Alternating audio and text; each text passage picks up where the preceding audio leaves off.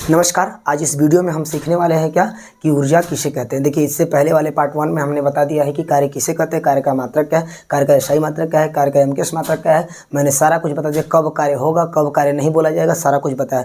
आज हम पढ़ने वाले हैं क्या, ऊर्जा। तो देखिए, ऊर्जा क्या है। ऊर्जा का मतलब होता है एनर्जी। जैसे मैं आपके सामने बोल रहा हूँ, यहाँ पे मेरा ऊर्जा खत्म हो रहा है कि नहीं हो रहा है, हो रहा है, ऊर्जा लग रहा है।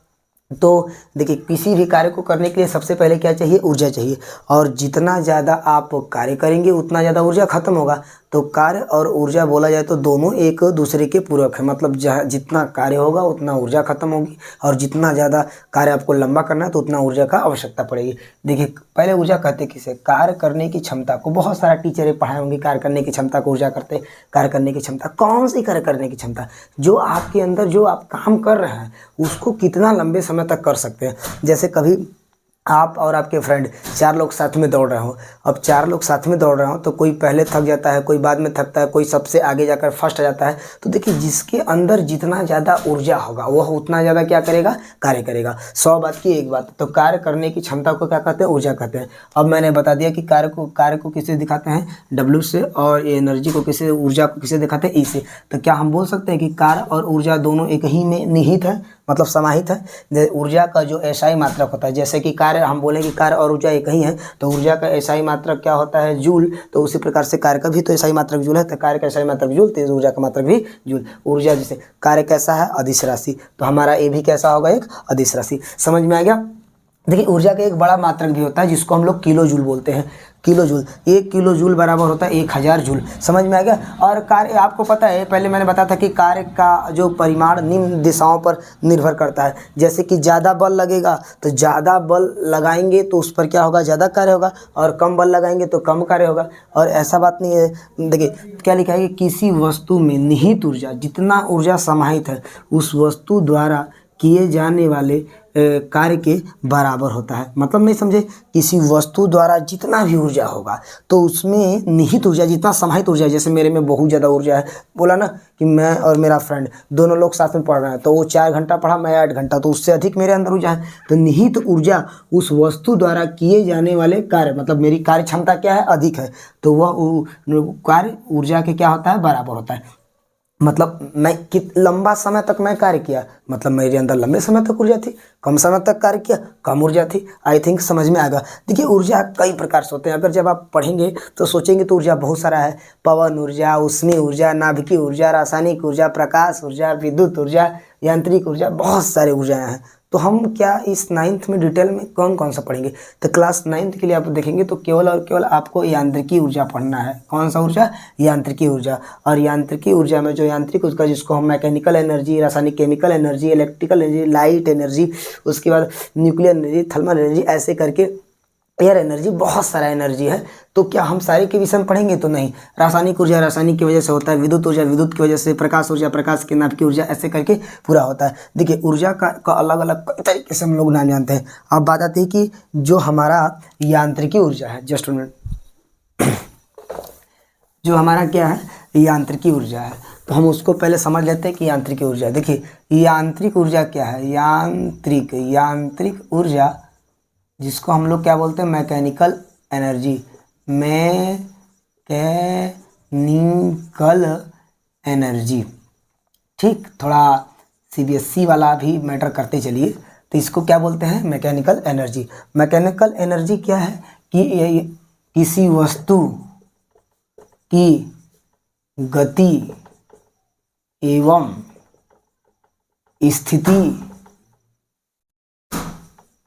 के कारण ऊर्जा उत्पन्न होगी तो वह यांत्रिक ऊर्जा कहलाएगी। यांत्रिक ऊर्जा कहलाएगी। मतलब क्या कि किसी वस्तु की गति और स्थिति के कारण अगर ऊर्जा, अगर ऊष्मा उत्पन्न हो रही है, ऊर्जा उत्पन्न हो रही है, तो उसको हम लोग बोलेंगे क्या, यांत्रिकी ऊर्जा। अब यांत्रिक ऊर्जा को हम लोग कितने भागों में पढ़ते हैं, तो 2 भागों में। आपकी किताब में डायरेक्ट दिया है NCERT के, क्लास 9th वाले देखेंगे तो NCERT में आपके डायरेक्ट दिया है क्या, एक गतिज ऊर्जा, और एक दिया है क्या, स्थितिज ऊर्जा, एक गतिज ऊर्जा और एक आपका स्थितिज ऊर्जा। देखिए गतिज ऊर्जा को हम लोग इंग्लिश में बोलते हैं काइनेटिक एनर्जी। काइनेटिक एनर्जी इसको बोलते हैं पोटेंशियल एनर्जी, पोटेंशियल एनर्जी। तो एक होता है काइनेटिक एनर्जी, एक होता है पोटेंशियल एनर्जी। तो बात आती है कि गतिज ऊर्जा कहेंगे किसे। जैसे मान लीजिए कि मैं किसी भी व्यक्ति को आराम से, जैसे कि मान लीजिए कि मैं इतना ऊपर से किसी वस्तु को छोड़ रहा हूँ ज़मीन पे, तो गिरेगा तो हल्का आराम से जैसे कि आराम से गिरेगा। और ऊपर से जोड़ेंगे तो जब जितने ही ऊपर से छोड़ते जाएंगे, ऊंचाई बढ़ाते जाएंगे, उतना ही गतिज ऊर्जा अधिक उसमें होता जाएगा और वो गिरेगा तो तेज़ी से गिरेगा। जैसे मान लीजिए ऐसे एग्जाम्पल समझते हैं, मान लीजिए किसी व्यक्ति को एक कंकड़ या पत्थर से लेकर ऐसे मारिए, तो जब ऐसे मारेंगे तो उसको कम चोट लगेगी, थोड़ा और जोर से मारिए चोट लगेगा। अब उसको एकदम खींच कर मार दीजिए कि एकदम फट जाए कपार, ऐसा नहीं कि मर जाए, ठीक है। तो उसको खींच कर मार देंगे तो क्या हो जाएगा कि बहुत ज़्यादा उसमें ऊर्जा आप भर दिए। जब उसमें आप बहुत ज़्यादा खींच लिए हैं तो ऊर्जा भर दिए। अब जब अपने हाथों से फेंकते हैं जोर से, तो उसमें क्या अपने अंदर की जो ऊर्जा थी आप उसको, उसमें अब जो आपकी पेशी वाली ऊर्जा थी, पेशी जो हाथों में पेशी है, वो पेशी ऊर्जा थी वो किस में बदल गई, गतिज ऊर्जा में। अब जितना जोर से आप बल लगाएंगे उतना ज़्यादा वह तेज़ी से क्या करेगा, उसमें ऊर्जा होगी तो वह उतना दूर जाके गिरेगा। समझ में आ गया। तो बहुत सारा इसका एग्जाम्पल है कि गतिज ऊर्जा किसे कहेंगे, किसी वस्तु की गति के कारण उत्पन्न हुई ऊर्जा गतिज ऊर्जा कहलाती है। किसी वस्तु की गति के कारण उत्पन्न हुई ऊर्जा, जो उसमें किसी वस्तु के गति के कारण जो उसमें ऊर्जा उत्पन्न होती है, उसको हम लोग क्या बोलते हैं, उसी को हम लोग बोलते हैं, याद रखिएगा कि उसको हम लोग बोलते हैं गतिज ऊर्जा। समझ में आ गया कि किसी वस्तु के गति के कारण जो उत्पन्न हुई ऊर्जा उत्पन्न होती है किसी वस्तु की गति। जैसे कि बताइए हवा का बहना, हवा का बहना, अच्छा और भी बंदूक से निकली गोली, गतिशील वायुयान, गतिशील कांच की गोली। अब आप ऐसे समझ लीजिए कि कितना ज़्यादा हम एग्जाम्पल लिखवाएंगे। हवा का बहना, बंदूक से गोली का निकलना, रॉकेट का उड़ जाना, वो सब क्या है, गतिज ऊर्जा। गतिज वायुयान का उड़ना का मतलब याद रखिए किसी वस्तु में उसके गति के कारण जो उसमें ऊर्जा उत्पन्न होती है उसको हम लोग बोलते हैं गतिज ऊर्जा के नाम से जानते हैं। समझ में आ गया। ये आपको छोटा टॉपिक लग रहा हो लेकिन याद रखिए, इसको याद रखिए, कॉम्पिटिटिव लेवल के लिए बहुत बार पूछता है। और इसका फार्मूला एक बनता है क्या, तो देखिए अब गतिज ऊर्जा का मात्रक क्या होगा, तो जैसे कि ऊर्जा लगा है तो अब समझिएगा कि कार्य के बराबर ही, जितना ज़्यादा आप कार्य करेंगे उतना ज़्यादा ऊर्जा खत्म होगी और जितना ज़्यादा ऊर्जा रहेगी उतना ही कार्य कर पाएंगे। इसलिए क्या लिखेंगे, गतिज ऊर्जा का मात्रक, गतिज ऊर्जा का मात्रक क्या हो जाएगा, इसका भी मात्रक हो जाएगा जूल। इसका भी मात्रक क्या बन जाएगा, गतिज ऊर्जा का मात्रक बन जाएगा आपका जूल। गतिज ऊर्जा का भी मात्रक बन जाएगा जूल। ठीक, अब इसके आगे आते हैं। देखिए यहाँ तक गतिज ऊर्जा का हम बता दिए मैटर कि क्या क्या है, गतिज ऊर्जा कैसे है, किस प्रकार से है। अब बात आती है इसके लिए एक फार्मूला होता है कि के काइनेटिक एनर्जी बराबर हाफ mv²।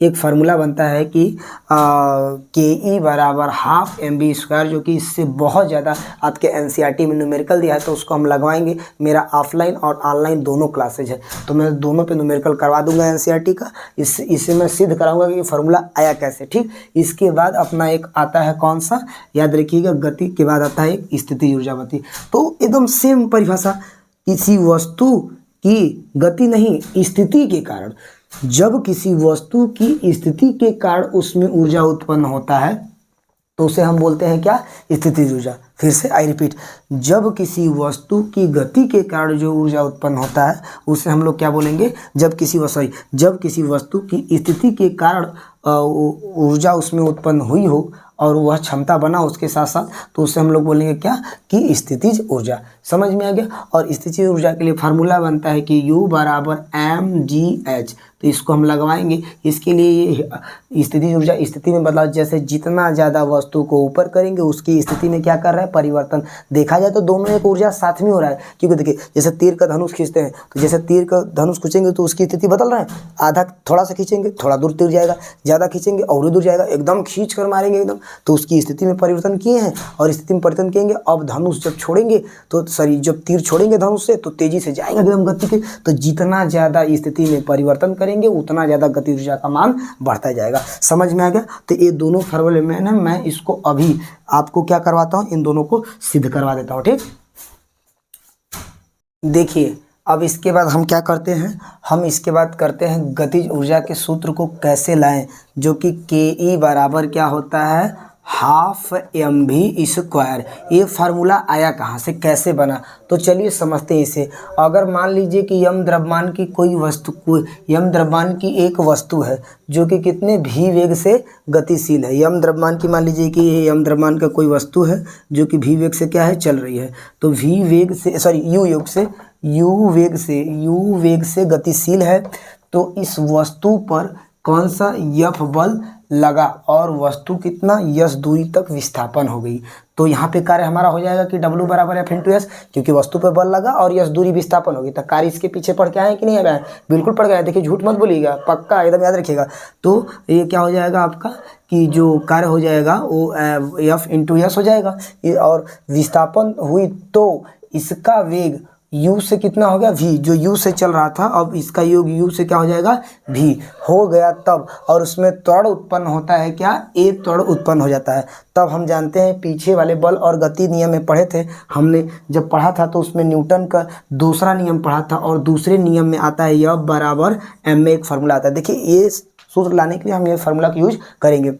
तो एक तो हो जाएगा अपना कार्य का फार्मूला, और एक दूसरा हो जाएगा अपना F बराबर m का फार्मूला, जो कि हमने पहले इसके पहले वाले चैप्टर में पढ़ा है। देखिए अब आता है कि गति के तीसरे समीकरण का यूज हम क्यों करेंगे। तो हमको पता है क्या कि जैसे कि हम जानते हैं कि यस बराबर अगर फार्मूला निकाले तो v², इसी को पलट रहे हैं, देखना यस रहने दो उसी जगह, तो हो जाएगा v² माइनस 2² बटे के 2a हो जाएगा। अब इसको मान लीजिए कि कोई एक a मान लीजिए। अब समीकरण 1 और समीकरण, देखिए अब समीकरण 2 इसको मान लीजिए क्या, समीकरण 3 मान लीजिए, इसको मान लीजिए समीकरण 3। तो समीकरण 2 और 3 का मान समीकरण 1 में रखने पर ध्यान दीजिएगा। समीकरण 2 लिखते हैं क्या, समीकरण 2 व समीकरण 3 का मान समीकरण 1 में रखने पर, तो रख दे, थोड़ा सा टेढ़ हो गया, बैंड हो गया, मुड़ गया, या देखिएगा थोड़ा सा वैसे जगह नहीं मिला तो रखने पर, तो रखते हैं। तो चलो रख देते। तो W बराबर क्या होता है, तो F की जगह क्या रखना है, याद रखिएगा W बराबर F इंटू एस होता है, और हमको पता है कि F की जगह क्या रखना है। तो F बराबर क्या दिया है, m और a, और उसके बाद a m में हो गया, और यस की जगह क्या लाना है मेरे को, यस की जगह मैं पूरा a रख सकता हूँ, तो रख लूँ, तो हो जाएगा v² माइनस u² बटे के 2a, a से a कैंसिल हो जाएगा। अब इसको और ज़्यादा हल करते हैं, तो थोड़ा सा और हल करेंगे तो W बराबर हो जाएगा, दिख रहा है आपको ना, शायद दिख रहा होगा, W बराबर हो जाएगा आपको, देखिए यहाँ से 1/2 बाहर निकालेंगे तो हो जाएगा 1/2 m, और उसके बाद अंदर हो जाएगा v² माइनस u²। और मैंने लिखा यदि वस्तु विराम अवस्था से चले, यदि किस वस्तु किस अवस्था से चले, विराम अवस्था से। जब कोई चीज़ विराम अवस्था से चलना स्टार्ट करता है, जैसे मान लीजिए मैं अभी खड़ा हूँ किस अवस्था में, विराम अवस्था से, तो मेरा u का मान कितना होगा, 0। u को बोलते हैं प्रारंभिक वेग, तो प्रारंभिक शुरुआती वेग मेरा क्या है, u का मान हो गया 0। तो u की जगह हम क्या रख दें, यहाँ पे 0 रख दें। यदि वस्तु कहाँ चले, विराम अवस्था में, तो विराम अवस्था से मतलब इसी जगह से, एक ही जगह से गाड़ी अभी खड़ा किए हैं, इसी जगह से स्टार्ट करते हैं, तो ये किस अवस्था में, विराम अवस्था में, तो u का मान क्या हो जाएगा, 0। तो u का मान अगर 0 रखेंगे तो ये हमारा क्या हो जाएगा, u की जगह हो जाएगा 0, तो v में से जरा घटाएंगे 0 तो 0 हो जाएगा। तो W बराबर बनेगा हाफ m, और v का गुणा कर दीजिए mv² आ गया ना। तो देखिए अब W बराबर आया, तो आप बोलेंगे सर ये आया नहीं, तो हम जानते हैं कि कार्य हमारा ऊर्जा के रूप में क्या होता है, संचित हो जाता है। तो हमारा फार्मूला बन के हमारे पास आ गया कि ke बराबर 1/2 हाफ mv²। ये फार्मूला कैसे आया आप देख लीजिए, और नहीं समझ में आया तो वीडियो को फिर से पीछे कीजिएगा और इसको पीछे करने के बाद रिवर्स करके फिर से देख लीजिएगा। आपको डिटेल में पूरा एक एक जगह रुक रुक के वीडियो पॉज कर करके समझ लीजिएगा। अगर नहीं आता है फिर भी तो कमेंट कीजिएगा, मैं और अच्छे से इससे बेहतर बताने का प्रयास करूँगा। आई होप कि इसी में आपको मज़ा आ गया होगा, समझ में आ गया। तो देखिए ये सूत्र कहाँ से आया, बन गया एकदम साधारण सा बस है। आप इतना टिटिमा नहीं लिखते हैं, बस इतना ही कर देते हैं तो भी आपका एकदम कंप्लीट हो जाएगा। लेकिन क्या क्या लिए ये थोड़ा लिखना जरूरी से बन जाता है। समझ में आ गया। आई होप कि आपको ये गतिज ऊर्जा का जो सूत्र कैसे आया, कहाँ से आया, मैंने सारा कुछ बता दिया डिटेल में। ठीक, अब चलिए अब आपको हम बताएंगे क्या, इसके बाद हम आपको बात करते हैं क्या कि स्थितिज ऊर्जा का जो सूत्र आता है U बराबर mgh, ए कैसे आता है मैं उसको बताता हूँ। ठीक है, यहाँ तक आप इसका स्क्रीनशॉट ले लीजिए। देखिए अब हम अपना बात करते हैं क्या, स्थितिज ऊर्जा। स्थितिज ऊर्जा का सूत्र फार्मूला कैसे बना, मैंने बोला ना, स्थिति के जब किसी वस्तु में उसके स्थिति के कारण, जब कोई उसके सिचुएशन के कारण, कोई स्थिति के कारण जब उसमें कोई परिवर्तन दिखाई देता है और जो उसमें ऊर्जा लगती है उसको हम लोग बोलते हैं स्थितिज ऊर्जा। ये तो परिभाषा याद है। तो जब हम किसी वस्तु को मान लीजिए ऊंचाई पे ले जाते हैं, तो इतना ऊंचाई पे ले गए और इसको छोड़े और फिर थोड़ा सा और ऊंचाई पे ले गए छोड़े, तो जैसे जैसे हम इसकी स्थिति को बदल रहे हैं तैसे तैसे क्या हो जाएगी, इसमें ऊर्जा बढ़ेगी। और यही स्थिति के कारण जब चेंज करते तो इसमें अब हम ले जा रहे हैं और पृथ्वी के क्या विरुद्ध ले जा रहे हैं। जैसे कि इस पर एक, जैसे कि इसको हाइट पे ले गए और हाइट पे ले गए तो इस पर कौन सा फोर्स काम करेगा, एक तो अपने तरफ से मैंने अपना फोर्स लगाया F बराबर m में, लेकिन इस पर एक गुरुत्वीय त्वरण बल जो नीचे लग रहा है F बराबर mg, इसके विरुद्ध है ना। तो जब भी हम किसी वस्तु को हाइट पे ले जाते हैं तो हम गुरुत्वीय बल के विरुद्ध कार्य करते हैं, तो उसके विरुद्ध कार्य करते हैं तो एक नीचे फोर्स लगेगा एक ऊपर, इसलिए हाइट के वजह से जो इसमें स्थिति में परिवर्तन आती है उसको बोलते हैं स्थितिज ऊर्जा। तो इतना पे लगे जितना जितना ले जाएंगे, और वही स्थिति याद रखना हमेशा स्थितिज ऊर्जा गतिज ऊर्जा में ही परिवर्तन होती है।